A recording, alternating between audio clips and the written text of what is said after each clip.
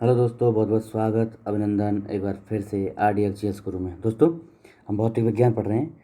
उसमें नया लेक्चर शुरू करेंगे आज, प्रकाश, यानी MCQ पढ़ रहे हैं ना भौतिक विज्ञान के, तो उसमें प्रकाश हम पढ़ेंगे, है ना, लाइट। चलो शुरू करते हैं। तो पहला क्वेश्चन है, निम्न में से किस विकिरण में ऊर्जा प्रति क्वांटम सर्वाधिक होती है? सबसे ज़्यादा कहाँ होती है? देखो, जिस तरंग दैर्घ्य की न्यूनतम रेंज वाली विकिरण में जहाँ तरंग दैर्घ्य सबसे कम, उसकी ऊर्जा सर्वाधिक होगी। तो तरंग दैर्घ्य इसमें 200 से 280 में सबसे कम है, इसलिए ऊर्जा सबसे होगी। ऊर्जा प्रति क्वांटम सर्वाधिक जहाँ तरंग दैर्घ्य सबसे कम होगी। ओके, चलो। सौर विकिरण निम्न में से किस परास में दिखता है? तो ये 400 से 700 में। देखो, पृथ्वी पर आने वाले सौर विकिरण का परास 100 नैनोमीटर से 10 की घात 6 नैनोमीटर तक विस्तृत है। इस सौर विकिरण को परावैंगनी विकिरण, यानी परास कितना होता है? 100 nm से लेके नैनोमीटर से लेके 400 nm तक। और किसका? परावैंगनी है, परावैंगनी का परास। और दृश्य प्रकाश का होता है 400 से 700। अब देखो, परावैंगनी का, अल्ट्रावायलेट का होगा 100 से 400, और दृश्य प्रकाश का 400 700। और अवरक्त अल्ट्रा रेज का अवरक्त विकिरण जो होता है, तो इसका होता है 700 से 10 की घात 6 नैनोमीटर तक। ठीक है, ऐसे 100 से 400, 400 700, 700 से 10 की घात 6। दृश्य प्रकाश का ये दैर्घ्यमान प्रसार कितना होता है? पढ़े ना अभी, 390 से 780। देखो, दृश्य प्रकाश विद्युत चुंबकीय विकिरण का वह भाग है जो मानवीय आंख द्वारा देखा जा सकता है। दृश्य प्रकाश, सही है। सामान्य मानवीय आंख 390 से 750 nm तक तरंग दैर्घ्य के बीच विद्युत चुंबकीय विकिरण को स्पष्ट देख सकती है। ठीक है, 390 से कोई 400 700 वही है, कभी 390 400 से भी। दृश्य स्पेक्ट्रम तरंग दैर्घ्य कितना होता है? तो ये होगा ऑप्शन बी, दृश्य स्पेक्ट्रम के तरंग दैर्घ्य की सीमा वही है कितनी? इस दृश्य प्रकाश के संबंध में कोई निश्चित रेखा निर्धारित करना कठिन है। क्यों? यह व्यक्ति की उम्र, आंखों की क्षमता, प्रकाश स्रोत की दूरी, तीव्रता आदि पर निर्भर करता है। अच्छा, नासा के अनुसार मनुष्य की आंख 380 से 700 नैनोमीटर तक, यानी 3800 से लेके 7000 एंगस्ट्रम तक के तरंग दैर्घ्य को दृश्य प्रकाश को देख सकती है। तरंग दैर्घ्य दृश्य प्रकाश को देख सकती है।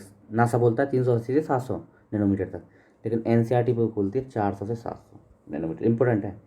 तो विकल्प के अनुसार क्वेश्चन जो है हमको आंसर लगाना पड़ेगा। NCERT के अनुसार 400 700, और नासा के अनुसार 380 से 700। जो विकल्प हो देख लेना है ना, 400 700 पास रखना है। ओके। मानव आंख दृश्य प्रकाश जिस तरंग दैर्घ्य के लिए सर्वाधिक सुग्राही है, कौन सी है? तो 5500 एंगस्ट्रॉम। मानव आंख दृश्य प्रकाश के 5500 यानी 555 नैनोमीटर तरंग दैर्घ्य के लिए सर्वाधिक सुग्राही होता है। ध्यातव्य है कि दृश्य प्रकाश की तरंग दैर्घ्य कितनी होती है? 400 से 700। दृश्य प्रकाश की तरंग दैर्घ्य 400 700 नैनोमीटर होती है। मानव नेत्र दृश्य प्रकार की मध्यम मध्यम तरंग वाली किरणों के, विशेषकर पीले पीले हरे रंग की प्रकाश की किरणें किरणें तरंग दैर्घ्य कितना होता है? 555 के लिए प्रति सर्वाधिक सुग्राही होती है। कौन से? पीले हरे रंग के लिए सर्वाधिक सुग्राही होती है, जिसका तरंग दैर्घ्य होता है 555 नैनोमीटर। प्रकाश किरणों की इस प्रकृति कैसी होती है? तरंग एवं कण दोनों के समान। देखो, प्रकाश दोहरी प्रकृति प्रदर्शित करता है, कभी कण के समान तो कभी तरंग के समान। प्रकाश के कुछ गुणों जैसे व्यतिकरण, विवर्तन, ध्रुवण आदि की व्याख्या प्रकाश की प्रकृति के तरंग मानकर की जाती है। कैसे? ध्रुवण, विवर्तन, व्यतिकरण, ये सब तरंग मानकर की जाती है। जबकि कुछ अन्य गुणों जैसे प्रकाश विद्युत प्रभाव, कॉम्पटन प्रभाव आदि की व्याख्या यह मानकर की जाती है कि प्रकाश ऊर्जा के छोटे छोटे पैकेटों में चल रहा है, पैकेटों से मिलकर बना है। ठीक है, दोनों प्रकृति होती है, पैकेट्स भी और तरंग भी। प्रकाश सीधी रेखा में चलता प्रतीत होता है, क्योंकि प्रकाश का तरंगदैर्घ्य बहुत छोटा होता है ना। प्रकाश का तरंगदैर्घ्य बहुत छोटा होता है, उसका विवर्तन भी बहुत छोटा होता है, विवर्तन फैलाव बहुत छोटा होता है।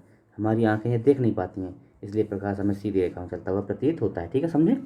ओके, चलो अगला देखो। वेग अधिकतम होता है किसका? निम्न में किसका वेग अधिकतम होगा? प्रकाश का। देखो, दिए गए विकल्पों में प्रकाश का वेग अधिकतम होगा। प्रकाश एक सीधी रेखा में संचरित होता है। प्रकाश तरंगें निर्वात में होकर गुजर सकती हैं, निर्वात से होकर, परंतु ध्वनि तरंगें ऐसा नहीं कर सकती, निर्वात से नहीं जा सकती हैं। भिन्न भिन्न माध्यम में प्रकाश की चाल भिन्न भिन्न होती है। प्रकाश की चाल सबसे अधिक कहाँ होती है? निर्वात में होती है। ठीक है जी, ओके।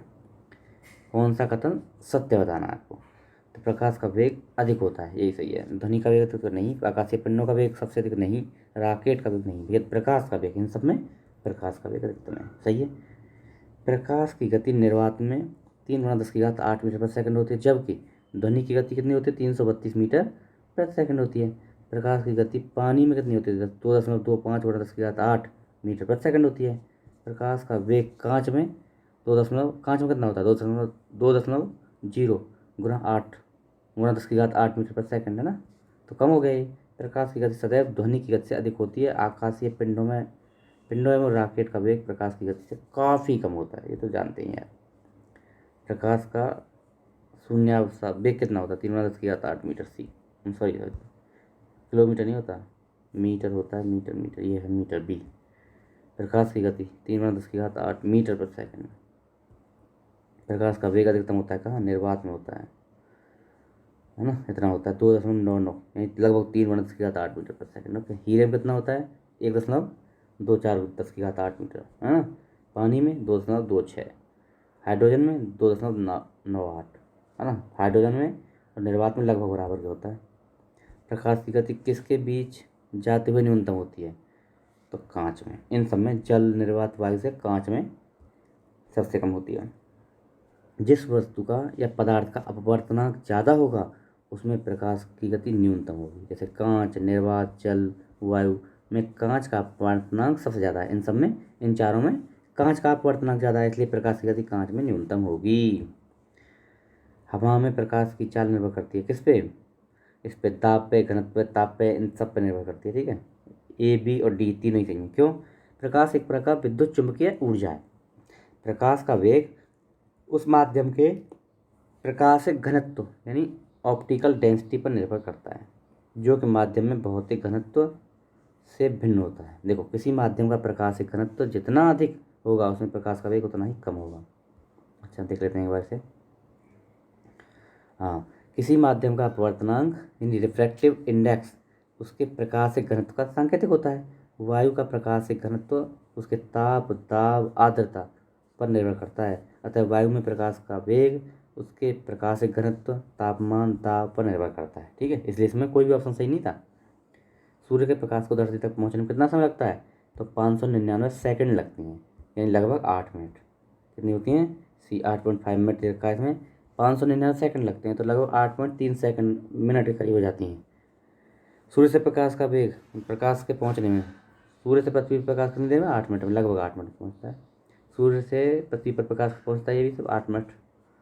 प्रकाश तरंग के वायु में कांच में, अच्छा, वायु से कांच में जाने पर चर प्रभावित होते हैं, वे हैं क्या क्या, आवृत्ति को छोड़कर तरंग दैर्घ्य प्रभावित होता है, वेग होता है, तरंग दैर्घ्य वेग होता है, आवृत्ति नहीं होती है, तरंग दैर्घ्य और वेग होते हैं, डी। देखो, किसी माध्यम में जब कोई प्रकाश तरंग वायु के कांच या एक माध्यम से दूसरे माध्यम में जाता है तो प्रकाश की आवृत्ति वही रहती है, ध्यान रखना। एक माध्यम से दूसरे माध्यम जाने में आवृत्ति नहीं बदलती, उसका तरंग दैर्घ्य और वेग बदल जाते हैं, ठीक है, याद रखना। वेग बदल जाएगा, तरंग दैर्घ्य बदल जाएगा, लेकिन आवृत्ति नहीं बदलेगी। जब एक माध्यम से प्रकाश दूसरे माध्यम में जाता है तो निम्न में कौन सा अपरिवर्तित रहता है, तो क्या, आवृत्ति नहीं बदलती, याद रखना, आवृत्ति नहीं बदलती है कभी। एक माध्यम से दूसरे माध्यम में प्रकाश जाता है तो निम्न में से कौन नहीं बदलती, क्या, आवृत्ति नहीं बदलती सी, ठीक है जी। चलो, सघन माध्यम से विरल माध्यम में गमन करते हैं तो प्रकाश क्या होता है, उसकी चाल बढ़ जाती है। विरल माध्यम में जाने, अविलंब से दूर, बिल्कुल सही है ए ऑप्शन। देखो, जब प्रकाश की किरण सघन माध्यम से विरल माध्यम में जाती है तो उसकी चाल बढ़ जाती है और अविलंब से दूर हट जाता है। वहीं जब उल्टा होता है, विरल माध्यम से सघन माध्यम में जाता है, विरल माध्यम से सघन माध्यम में जाता है तो क्या होता है, अविलंब से दूर हो जाता है, अविलंब की तरफ झुक जाता है और चाल घट जाएगी। किसके द्वारा प्रकाश संश्लेषण क्रिया संपादित की जाती है, हाँ? ऊर्जा के रूपांतरण, क्या, प्रकाश से रासायनिक ऊर्जा में बदलती है प्रकाश संश्लेषण में। प्रकाश संश्लेषण एकमात्र ऐसी जैविक क्रिया है जिसमें अत्यधिक मात्रा में सूर्य के प्रकाश की ऊर्जा को रासायनिक ऊर्जा में बदला जाता है, रासायनिक ऊर्जा में, ठीक है।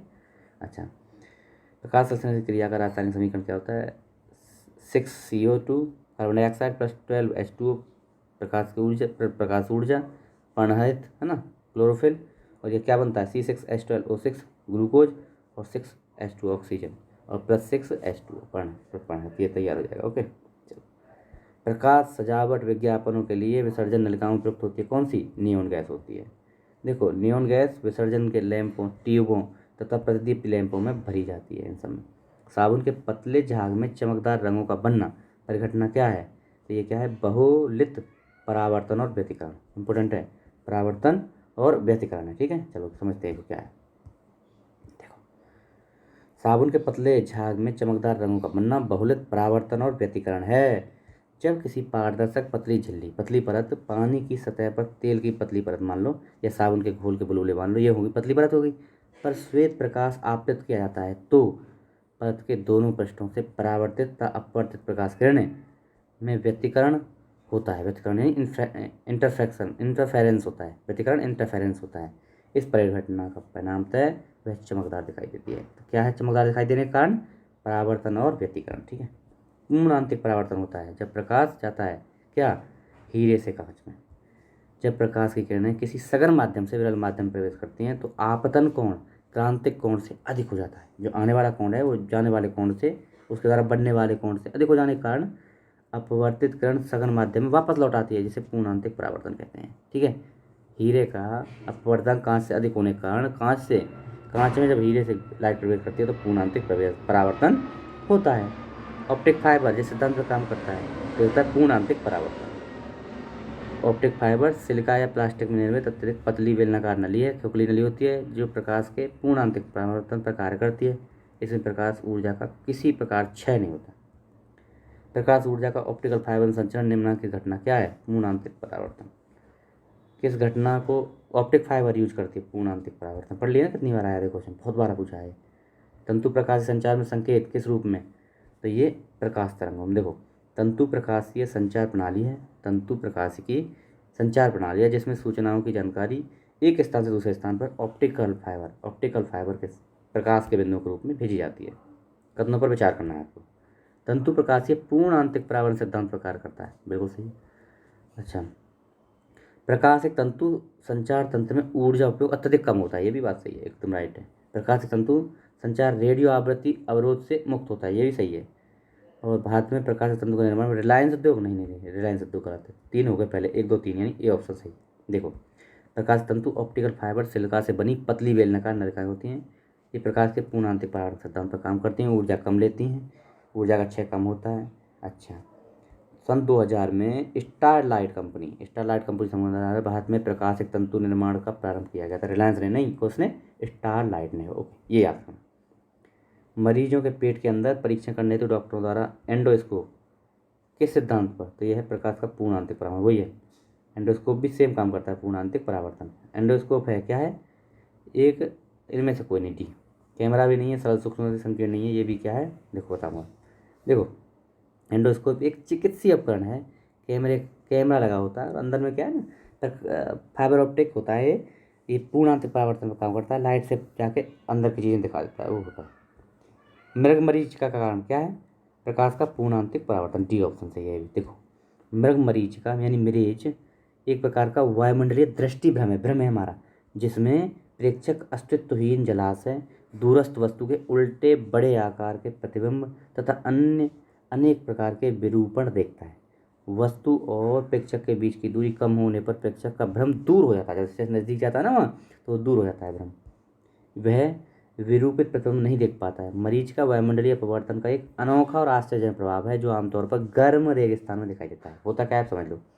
रेगिस्तान में दिन के समय जब भूमि के निकट वायु की परतें गर्म हो जाती हैं तब वह विरल हो जाती हैं, मतलब दूर दूर हो जाती हैं, और ऊपर ठंडी परतों की अपेक्षा कम अपवर्तक होती हैं। अतः किसी दूरस्थ वस्तु से आने वाली प्रकाश ज्यों ज्यों हवा की परतों से अपवर्तित होता है त्यों तो अवलंब से अधिकाधिक विचलित होता है और अंत में पूर्णतः आंतरिक रूप से परावर्तित हो जाता है। फलतः प्रेक्षक वस्तु को काल्पनिक और उल्टा प्रतिबिंब देखता है। काल्पनिक और उल्टा प्रतिबिंब का ध्यान रखना। मरीचिका बनना क्या है? पूर्ण आंतरिक परावर्तन। मृग तृष्णा वही है मरीचिका, क्या है? पूर्ण आंतरिक परावर्तन। B option. निम्नलिखित प्राकृतिक तथ्यों पर विचार कीजिए। इनमें तथ्य के कारण मरीचिका किस कारण? तो स्थलीय तापन और प्रकाश अपवर्तन का। बस 1 और 3, सी ऑप्शन सही है। प्रकाश परावर्तन नहीं, प्रकाश का ऊपर उठना, अपवर्तन में तो ऊपर उठना, और प्रकाशित स्थलीय तापन, इनसे बनता है मरीचिका। ठीक है। एक कटा हुआ हीरा क्यों चमकता है? क्या है? पूर्ण आंतरिक परावर्तन कारण। C option. हीरे का अपवर्तनांक बहुत अधिक होता है। इसकी मोटाई या तराशी गई इस प्रकार होती है कि कोई प्रकाश की किरण इसके अंदर चली जाए तो बाहर निकलने में उसका कोई कई बार बाहर निकलने, जैसे कोई लाइट अंदर चली गई हीरे में तो बाहर निकलने में कई बार पूर्ण आंतरिक परावर्तन होता है। इस प्रकार कई बार किरणों का पूर्ण आंतरिक परावर्तन होने से हीरा चमकता है। आपस में परावर्तित होती रहती है लाइट अंदर में, इसलिए चमकता है। उचित रीति से कटे हीरे की असाधारण चमक का आधारभूत कारण क्या है? उसका अति उच्च अपवर्तन सूचकांक। चूंकि हीरे का अपवर्तनांक 2.42 होने के कारण इसका क्रांतिक कोण कितना होता है? 24 डिग्री होता है। अतः जब विशेष रूप से काटे गए हीरे के अंदर प्रकाश पड़ता है तो हीरे के पृष्ठों पर बार बार पूर्णांतिक परावर्तन होता है और चमकता रहता है वो। ठीक है, यह है। एक कटा हुआ हीरा जगमगाहट के साथ चमकता है पूर्णांतिक परावर्तन के कारण, ये ऑप्शन। ठीक है, ओके जी। चलो अगला देखो। अच्छा, पूर्णांतिक परावर्तन का एक कटा हुआ हीरा जगमगाहट के साथ चमकता है, क्यों? पूर्णांतिक परावर्तन। कितनी बार पूछा है देख लो। नीचे कथन कारण का भाग है, देखो। हीरा अपने ही आकार के अनुकारी कांच से अधिक झिलमिलाता है। सही है, बिल्कुल सही है। हीरे का अपना कांच के अपवर्तनांक से कम होता है? नहीं भैया, गलत है। ये सही, आर गलत। कांच से अधिक होता है ना भैया अपवर्तनांक, तो इसमें सी ऑप्शन होगा। ए सही, आर गलत। ठीक है। किसी वस्तु के त्रिविमीय यानी 3 डायमेंशन प्रतिरूप को अंकित तथा पुनरावृत्ति करने की तकनीक क्या कहलाती है? तो ये होलोग्राफी कहलाती है। इंपॉर्टेंट है।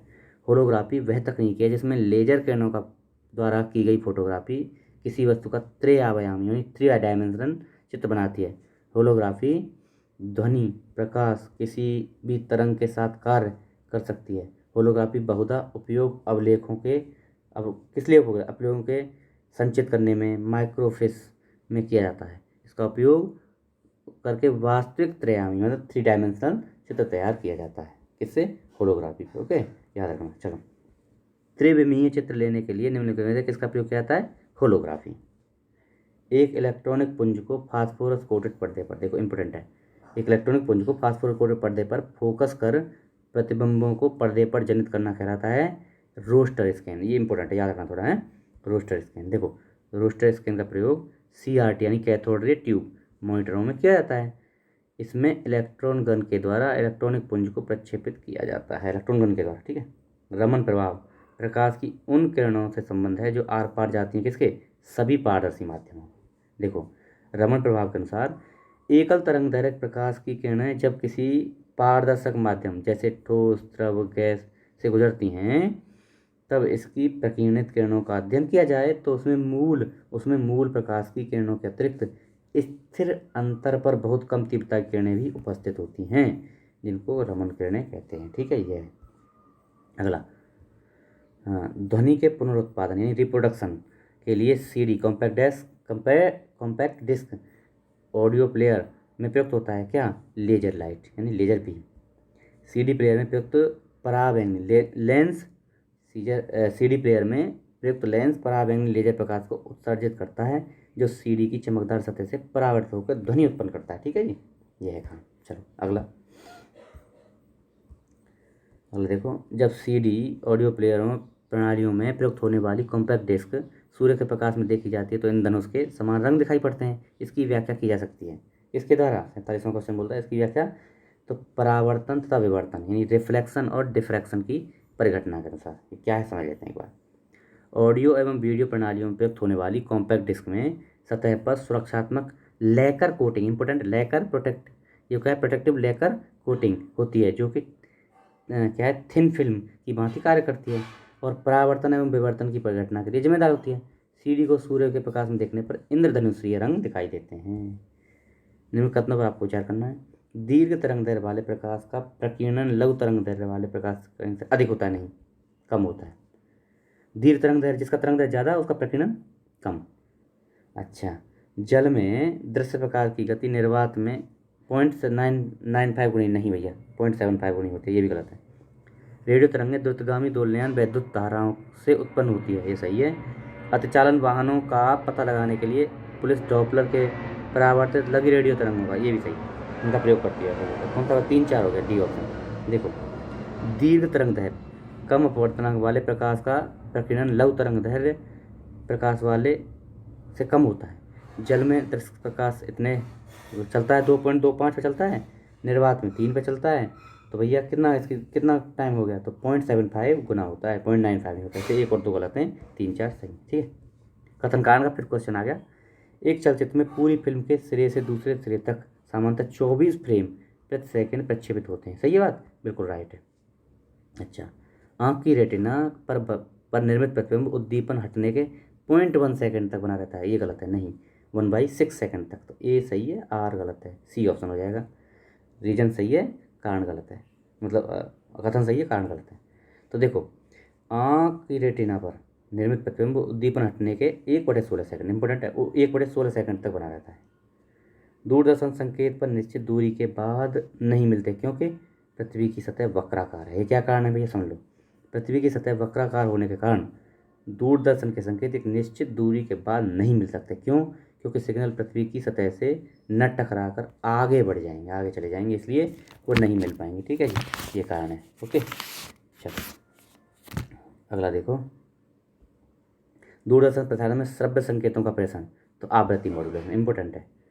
श्रव्य संकेतों के प्रेषण हेतु आवृत्ति मॉड्यूलेशन यानी फ्रिक्वेंसी मॉड्यूलेशन का तकनीक का प्रयोग किया जाता है। इस तकनीकी से प्रसारित संकेत किसी प्रकार के शोर और विकृति से मुक्त होते हैं। शोर और विकृति से मुक्त होते हैं कौन? आवृत्ति मॉड्यूलेशन वाले। ठीक है, दृष्टिपटल यानी रेटिना पर जो चित्र बनता है, क्या वह वस्तु से छोटा बनेगा और उल्टा बनेगा? इंपॉर्टेंट है। रेटिना पर वस्तु का प्रतिबिंब उल्टा छोटा और वास्तविक बनेगा। उल्टा छोटा और वास्तविक बनेगा। कौन सा बनेगा? उल्टा छोटा और वास्तविक बनेगा। प्रतिबिंब बनने का संकेत दृश्य तंत्रिकाओं द्वारा मस्तिष्क तक पहुंचता है और वस्तु हमें दिखाई देने लगती है। यद्यपि रेटिना पर बना वस्तु का प्रतिबिंब उल्टा होता है, लेकिन अनुभव के आधार पर हमें यह सीधा दिखाई देता है। उल्टा और छोटा। उल्टा कैसा बनेगा? उल्टा छोटा और वास्तविक बनेगा। इंपॉर्टेंट है। अभिनेत्र लेंस द्वारा किसी वस्तु का किस प्रकार का प्रतिबिंब बनता है? तो सीधा रवासी, सीधा वास्तविक नहीं, उल्टा और सीधा। उल्टा और वास्तविक, ये है सी ऑप्शन, उल्टा और वास्तविक, सी ऑप्शन। क्या मुख्य कारण है कि आँख की अपेक्षा दो आँखों से, एक आँख की अपेक्षा दो आँखों से अधिक उपयुक्त दिखाई देता है? तो देखो, ये इसी कारण से दूरी और गहराई का एहसास होता है दो आँखों से। ठीक है, दो आँखों के होने से प्रतिबिंबों की प्राप्ति सममिति सटीक होती है, यानी गहराई तथा दूरी की शुद्धतम माप हो जाता है। गहराई और दूरी का शुद्धतम अनुमान लग जाता है। ठीक है, निम्नलिखित में से कौन सा कथन सही नहीं है? मनुष्य की आँख 1000 हर्ट्ज पे काम करती है, सही है। लाल रंग के लिए सबसे अधिक सुगराई, नहीं, भी गलत है। सुनने के बाद, अच्छा, कान जो है 1/10 सेकंड तक रहती है कान पे आवाज़, और दृष्टि पर 1/16 सेकंड, ये सही है, लेकिन बी गलत है। लाल रंग के सही सुगराई नहीं होती। देखो, मनुष्य का कान 1000 से 5000 हर्ट्ज की आवृत्तियों के बीच सुगराई होता है, सही है। मनुष्य की आँखें पीले हरे, पढ़ा था ना, पीले हरे रंग के लिए सुगराई होती है, पीले हरे रंग के लिए, इंपॉर्टेंट है। कानों द्वारा सुनी गई बात 1/10 सेकंड के लिए कान पर रहती है, और आंखों द्वारा देखी गई 1/16 सेकंड के लिए, बात सही है। ठीक है, पूर्ण सूर्य ग्रहण के दौरान सूर्य की ओर सीधा देखने से आंख में अपरिवर्तित क्षति होती है। रेटिना का जलना सूर्य की विकिरणों में निम्न घटकों में से किसी के कारण होता है? तो ये होता है अल्ट्रावायलेट प्रकाश आता है, इसलिए। देखो, जब सूर्य का बाह्य प्रभामंडल चंद्रमा से पूरी तरह ढक जाता है, तब सूर्य को नंगी आंखों से देखा जा सकता है जब पूरा ढक जाए, परंतु आंशिक या वलयाकार या पूर्ण सूर्य ग्रहण के आंशिक चरण को नंगी आंखों से देखना सुरक्षित नहीं है, क्योंकि इस दौरान क्या होता है, इस दौरान सूर्य से निकलने वाले उच्च तरंग दैर्घ्य की पराबैंगनी किरण आंखों को क्या है, नुकसान हो सकता है। ठीक है, तो ये हमारा लेक्चर रहा। कल से शुरू करेंगे कौन सा, 57 नंबर क्वेश्चन। ठीक है, थोड़ा बड़ा है, लेकिन इसमें से क्या है, कहीं क्वेश्चन आपको छूटेगा नहीं। ये पूरा कंप्लीट कर लिया तो कुछ छूटेगा नहीं। ठीक है, अगर नए हैं तो इसको शेयर करिए, लोगों को बताइए, और आप भी सब्सक्राइब कर लीजिए। Okay, thank you so much.